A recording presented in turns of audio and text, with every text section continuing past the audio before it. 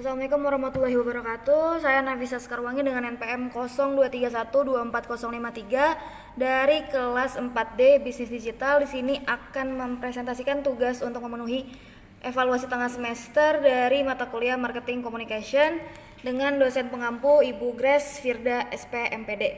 Nah, tugasnya di sini adalah tentang marketing brand analysis gitu ya, dan objek yang saya kaji di sini adalah brand sepatu Kanki, brand lokal seperti itu.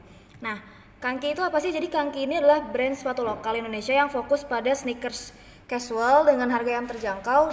Tapi brand ini tuh nggak cuma jual sepatu gitu, tapi mereka juga mempresentasikan gaya hidup anak muda yang ingin tampil stylish tanpa harus mengeluarkan biaya besar. Dan Kanki ini juga menjawab kebutuhan-kebutuhan seperti olahraga ringan dan indoor sport kayak gitu. Nah, terus untuk segmentasi pasarnya, dilihat di sini Kanki itu segmentasi pasarnya sekitar usia 15 sampai 30 tahun. Untuk gendernya mereka pria dan wanita. Karena produk-produk mereka itu kebanyakan produk-produk yang cenderung unisex kayak gitu. Nah, untuk income mereka itu ada di low to middle income. Nah, untuk geografisnya mereka itu utamanya tuh ada di Indonesia, terutama kota-kota besar seperti Jakarta, Bandung, Surabaya, dan Semarang. Nah, untuk distribusinya itu justru dominannya itu ada di melalui marketplace dan online distribution kayak gitu. Nah, untuk perilaku dari pasarnya sendiri adalah yang pertama membeli karena tren dan harga terjangkau, yang kedua sering impulsif buying, kayak misalkan ada flash sale atau promo gitu. Nah, itu cenderung mereka tuh akan langsung beli kayak gitu.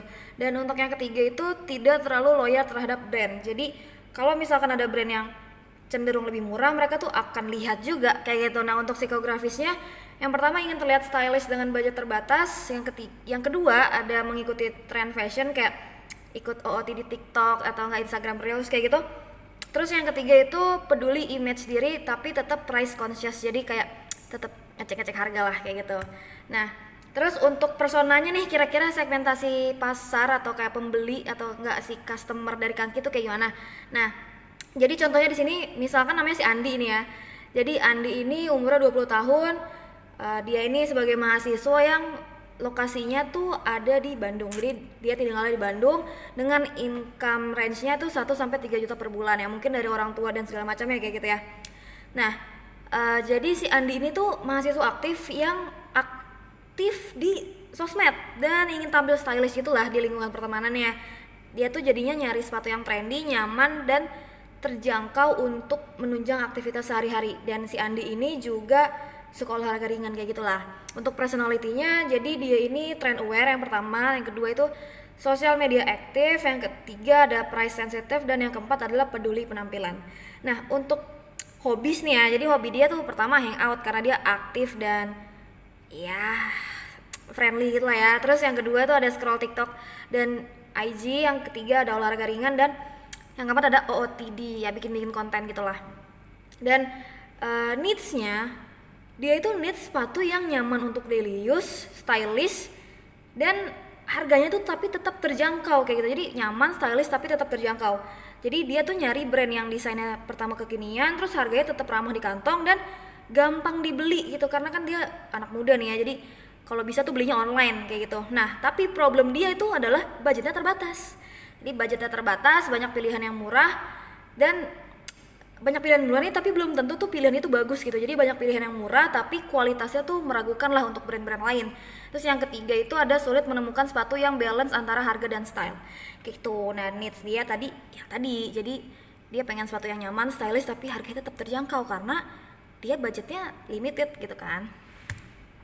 Terus di sini ada market opportunity-nya, jadi ada TAM SAMSOM-nya, jadi ada total addressable market-nya kira-kira sekitar 30 T. Itu diambil dari data sekitar tahun 2018. Nah, jadi di sini dilihatnya ada 30 T, terus SAM-nya ada 15 dan SOM-nya ada 1 sampai 2. Nah, untuk targetingnya Kanki nih fokus ke konsumen yang ingin tampil stylish, memiliki budget terbatas, dan mengikuti tren fashion cepat. Jadi tren fashion Kanki ini lumayan cepet kayak gitu. Terus untuk positioningnya di sini ada tulisan brand sepatu lokal yang terjangkau, yang mengikuti tren untuk mendukung gaya hidup anak muda modern kayak gitu. Nah, terus untuk unique selling point-nya nih, USP-nya pertama ada quality. Jadi quality si Kangki ini pertama tuh kualitasnya cukup baik untuk harga tidak premium, tapi tetap acceptable untuk daily use kayak gitu. Nah untuk speednya, Kangki ini cepat mengikuti tren model sepatu dan responsif terhadap perubahan pasar.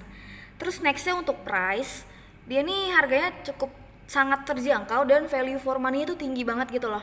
Dan untuk service excellence ya atau SE-nya di sini adalah penjualan melalui marketplace dan pengalaman standar tidak jadi pembeda. Jadi kayak ya udah mereka jualan banyaknya di marketplace dan pelayanannya ya setara-setara aja kayak gitu. Terus untuk marketing mixnya di sini saya ambil 4P. Yang pertama itu produk. Jadi produk mereka itu ada sneakers, casual dan sporty. Jadi tadi mereka itu mendukung gaya hidup olahraga yang ringan lah, dan mereka itu juga ternyata akhir-akhir ini mereka ada collab dengan IBL, jadi mereka tuh juga ngeluarin series untuk basket kayak gitu.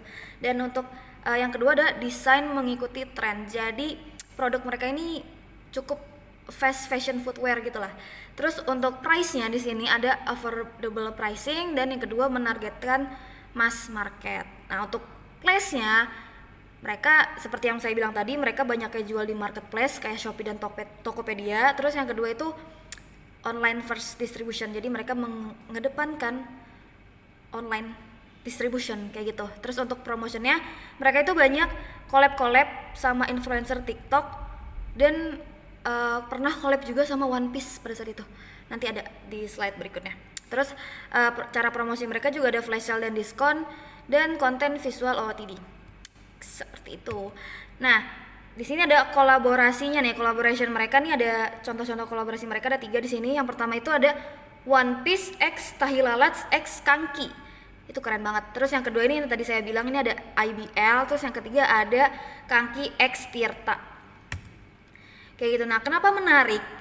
Karena kalau misalkan kita lihat dari Tahi Lalat, One Piece nih, One Piece, Tahi Lalat, terus Dr. Tirta, IBL juga termasuk sih. Jadi kenapa menarik? Karena fanbase mereka tuh lumayan gede, terus jadi kayak emotional brandingnya tuh dapat banget, dan kayak kelihatan gitu differentiationnya dari produk-produk lain dengan harga yang sekiranya sama lah gitu, dari brand-brand lain yang sekiranya harganya sama gitu kan. Jadi customer tuh bakal perceive value gitu, jadi value dari brand Kangki ini tuh bakal naik kayak gitu.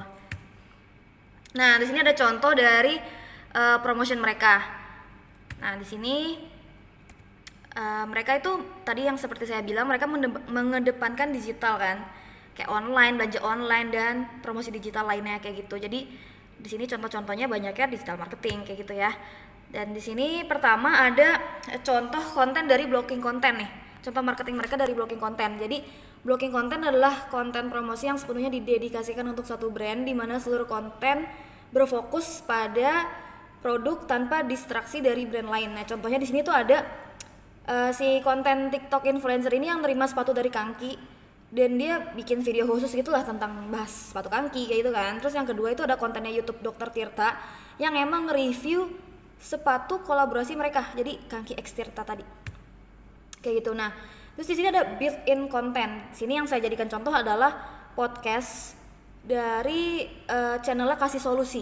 Jadi yang jadi narasumber dari podcast ini adalah si founder dari Kangki itu sendiri kayak gitu. Jadi built-in content ini kan adalah promosi yang disisipkan secara langsung dalam konten utama kan, di mana influencer memberikan penjelasan atau review terhadap produk secara eksplisit. Nah contohnya ini, jadi mereka itu ngobrol-ngobrol biasa lah tentang kehidupan kayak gitu, dan sesekali menyisipkan tentang si produk kayak gitu. Terus terakhir ini ada product placement and usage. Jadi contohnya di sini tuh si influencer ini lagi bikin konten OOTD gitu, tapi dia nggak secara langsung mereview atau kayak ngasih pengenalan produk tentang si Kangki ini gitu, tapi dia kayak cuman OOTD aja dan kayak nunjukin sepatu yang dia pakai kayak gitu. Karena kan product placement kan adalah promosi di mana produk ditampilkan secara visual dalam konten tanpa adanya penjelasan eksplisit kan, kayak gitu. Nah kesimpulannya, Kangki adalah brand sepatu lokal yang berfokus pada sneakers casual dengan harga terjangkau untuk anak muda yang ingin tampil stylish, mengikuti tren, dan strategi pemasarannya mengandalkan digital marketing, influencer, serta kolaborasi dengan pihak lain untuk meningkatkan daya tarik dan exposure brand. Jadi melalui kombinasi blocking konten, built-in konten, dan produk placement, Kangki mampu menarik perhatian dan mendorong pembelian. Namun masih menghadapi tantangan dalam membangun loyalitas nih dan identitas brand jangka panjang karena kuatnya ketergantungan pada harga dan tren seperti itu. Nah, cukup sekian presentasi dari saya, Nafisa Sekarwangi dengan NPM 0231240553. Semoga cukup menjawab dari brand analisis terhadap atau terkait brand fashion seperti itu. Terima kasih. Wassalamualaikum warahmatullahi wabarakatuh.